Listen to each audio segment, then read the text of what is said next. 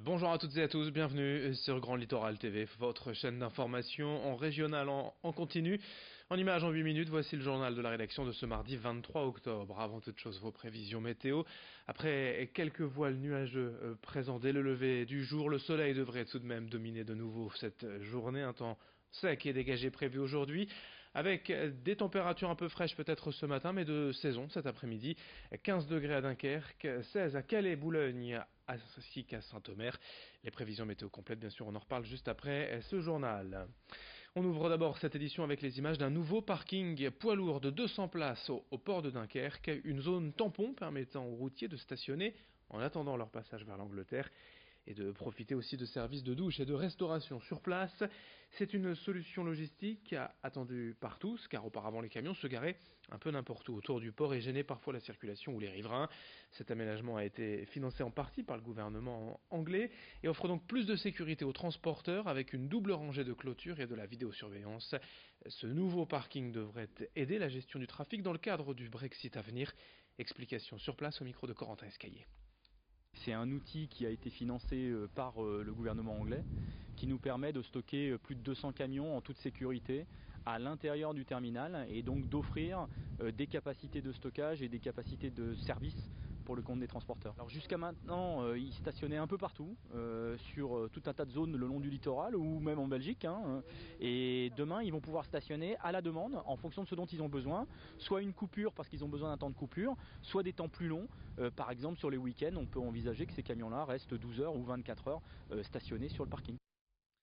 Dans l'actualité régionale également, la grippe et la campagne annuelle de vaccination. Cette année, on vous en a déjà parlé. Les pharmaciens sont autorisés à vacciner leurs clients directement dans les officines.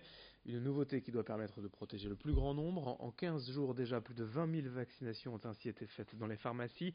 Mais pour une couverture efficace de la population, il faut aussi que les professionnels de santé soient protégés. C'est d'ailleurs le message cette année de l'ARS, l'Agence régionale de santé.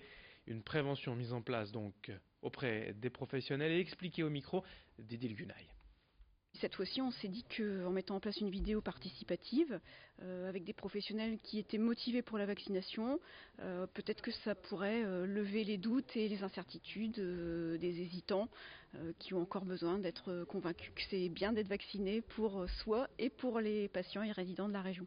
Alors on va voir l'ensemble des panels professionnels, ça peut aller du pharmacien à l'aide-soignante, au brancardier, à l'aide-soignant, la sage-femme qui vont expliquer quelle est leur motivation à se faire vacciner pour eux-mêmes et pour les patients ou les résidents qu'ils ont l'occasion de soigner ou de rencontrer.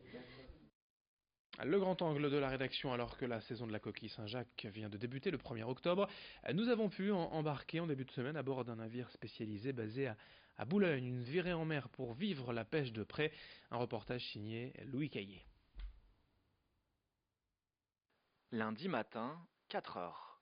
Au bassin Loubet à Boulogne-sur-Mer, l'équipage du coquilier le Charles de Foucault arrive.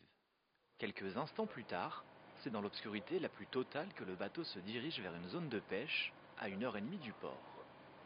Le temps de s'y rendre, une partie de l'équipage s'endort avant de démarrer une longue, très longue journée.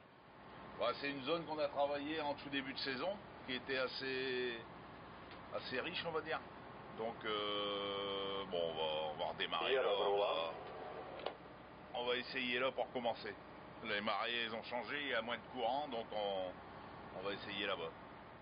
Arrivé sur site, c'est le moment pour Luc Ramé de mettre à l'eau les 16 filets métalliques, des dragues, en espérant remonter un maximum de coquilles Saint-Jacques. On a ralenti pour mettre les dragues dehors, là j'accélère. Le temps que les dragues ils se mettent bien en place à la surface de l'eau, puis on va filer les câbles. On va essayer de le traîner 1h30. Après on traînera moins, après ça sera 1 heure à peine. Là, c'est parti là. Allez, on va larguer là-bas.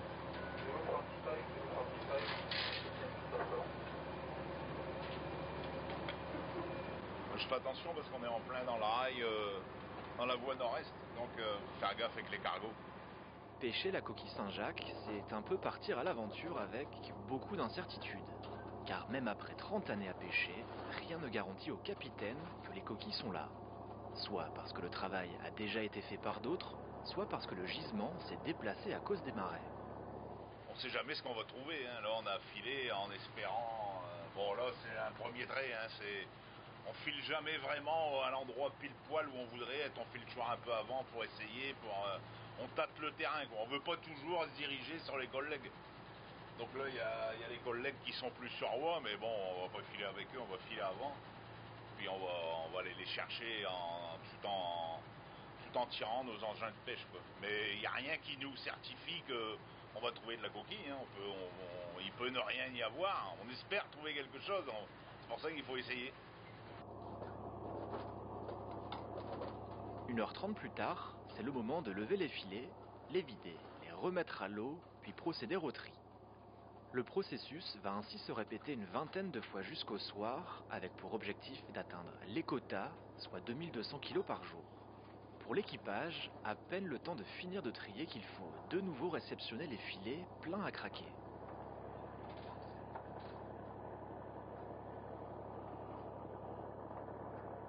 Pendant notre reportage, le Charles de Foucault a traîné ses filets exclusivement dans les eaux françaises. Mais il lui arrive également de le faire du côté anglais.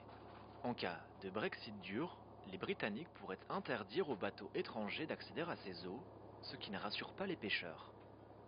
Ah bah oui, on a des craintes, parce que aussi bien pour nous que pour les chalutiers, hein, le poisson, on est dans des zones de migration. Le poisson, il y a des années où on le pêche plus, c'est comme pour la coquille, il y a des années où on le pêche plus du bord anglais. Et de ce fait-là, bah, si on ne peut plus accéder aux eaux britanniques, forcément que ça fait peur aux pêcheurs, c'est normal, hein.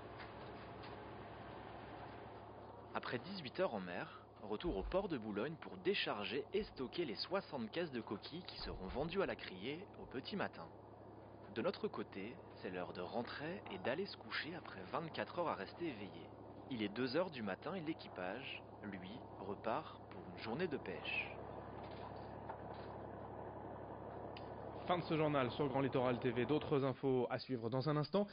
Très belle journée en notre compagnie.